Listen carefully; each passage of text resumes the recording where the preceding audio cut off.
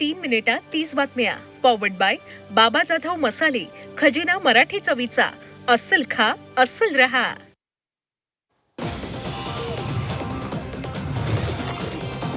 रायगडावर संभाजी महाराजांचा राज्याभिषेक सोहळा. किल्ले रायगडावर विविध कार्यक्रमांचं आयोजन. राज दरबारात पूजा, पालखी सोहळा पार पडणार.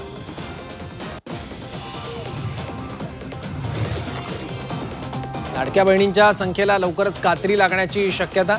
प्राप्तिकर विभागाचा बहुप्रतीक्षित अहवाल राज्य सरकारला सादर. अहवालाच्या आधारे लाडक्या बहिणींची पडताळणी केली जाणार.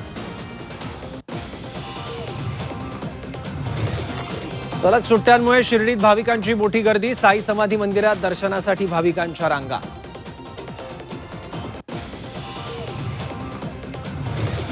कोणाच्या म्हणण्यानं महाराष्ट्र हिरवा होत नाही. जलील यांनी राज्याचं वातावरण बिघडू नये. गुलाबराव पाटलांचा इम्तियाज जलील यांना सल्ला.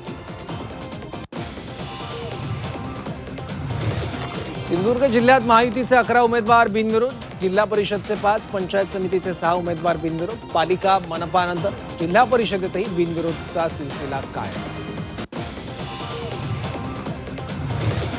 सांगलीत स्वाभिमानी संघटनेला भाजपचा धक्का. जिल्हाध्यक्ष महेश खराडेंनी सोडली राजू शेट्टींची साथ. आजच हाती कमळ घेणार. जळगावात शिवसेनेचा शरद पवारांना धक्का. शेकडो कार्यकर्त्यांनी हाती घेतला धनुष्यबाण. मंत्री गुलाबराव पाटलांच्या उपस्थितीत पक्षप्रवेश.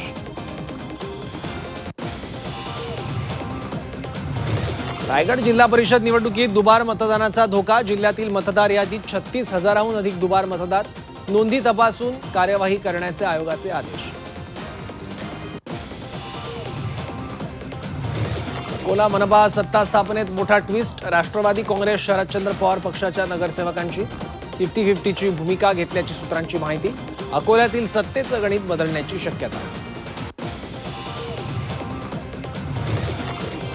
चंद्रपुरात काँग्रेस सत्तेला मुकण्याची शक्यता. शिवसेना, युबीटी, वंचित आणि अपक्ष असे एकूण 10 नगरसेवक मुंबईत सत्तेसाठी भाजपला पाठिंबा देण्याची शक्यता.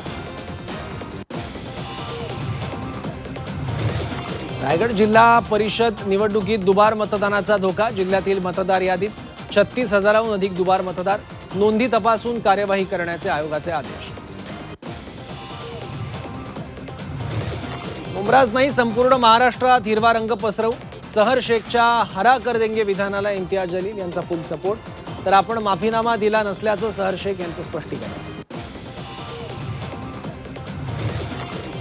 संभाजीनगर जिल्ह्यात 6 अर्भकांच्या जन्मामागे एकाचा गर्भपात. 1000 मुलांमागे 931 मुलींचं प्रमाण. एप्रिल ते डिसेंबर 2025 दरम्यानची आकडेवारी समोर.